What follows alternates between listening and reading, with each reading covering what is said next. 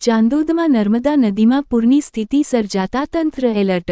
સરદાર સરોવર ડેમમાંથી નર્મદા નદીમાં 4.50 લાખ ક્યુસેક પાણી છોડવામાં આવ્યું છે। ઉપરાંત છોટાઉદેપુર જિલ્લામાં ભારે વરસાદના કારણે ઓરસંગ નદીનું પાણી પણ નર્મદામાં ભળી ગયું છે। પરિણામે વડોદરા જિલ્લાના પવિત્ર તીર્થસ્થળ ચાંદોદ ખાતે નર્મદા નદી ઉફમતી થઈ છે। ચાંદોદના પશ્ચિમ વિસ્તારમાં આવેલો ચંડિકા ઘાટ સંપૂર્ણ રીતે પાણીમાં ડૂબી ગયો છે। ચંડિકા ઘાટ ગરકાવ થતાં નદીનું પાણી ખાડી થઈને કોટફળિયા વિસ્તારના નાળા સુધી પહોંચી ગયું। કોટફળિયા ગામનો મુખ્ય માર્ગ સાથેનો સંપર્ક તૂટી ગયો। પાણીનું સ્તર વધવાની શક્યતાને લઈને લોકો પોતાનો સરસામાન ખસેડવામાં વ્યસ્ત થઈ ગયા છે। કોટફળિયા વિસ્તારમાં 7-8 પરિવારો વસે છે, જેમને પાણીના પ્રવાહમાં વધારો થાય તો સ્થળાંતર કરવું પડી શકે છે। સરદાર સરોવર ડેમ અને ઓરસંગના પાણીના ભેગા થવાથી નર્મદા નદીના પ્રવાહમાં નોંધપાત્ર વધારો જોવા મળ્યો છે।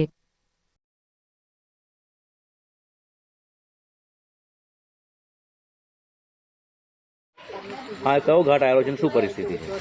ચંદિકા ઘાટ ડેમનું પાણી છોડવાથી પૂર વધારે આવ્યું છે અને અહીંયા આગળ કોટફળિયા ચંદિકા ઘાટનું એ ખરું ને નાળું, ત્યાં પણ પાણી આવી ગયું છે। આપણા પાણી ક્યાં ફરી વળે? પાણી નાળા પાસે છે, કેવું ફર્યું કહેવાય? કોટફળિયા ચંદિકા ઘાટ। અને કેટલા પરિવારો રહેતા હશે? પરિવાર 5 રહે છે, તે અત્યારે બધું ઘરનું સામાન ખાલી કરે છે। હજુ વધારે પાણી આવે? હજુ આવી શકે એવું લાગે છે, વધારે પાણી આવે તો શું સ્થિતિ? જેથી કરીને એમને સ્થળાંતર કરવું પડશે।